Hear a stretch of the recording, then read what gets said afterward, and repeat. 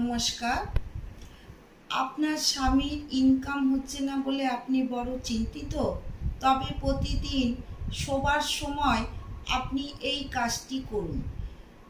প্রতিদিন আপনার স্বামীর পা দুটো টিপবেন, কারণ পুরুষের কোমর থেকে পা পর্যন্ত শনি রয়েছে, আর মহিলাদের এইখান থেকে শুক্র স্থান। যদি আপনি প্রতিদিন স্বামীর পা টেপেন, তবে আপনার স্বামীর আয় উন্নতি বাড়বে, গ্রহ দোষ কাটবে, আয় উন্নতি খুবই বাড়বে, ইনকাম বাড়বে। করে দেখুন। যেমন বিষ্ণু কে রোজ প্রতিদিন মা লক্ষ্মী পা টেপেন, কারণ কোনো গ্রহ দোষ যেন নারায়ণ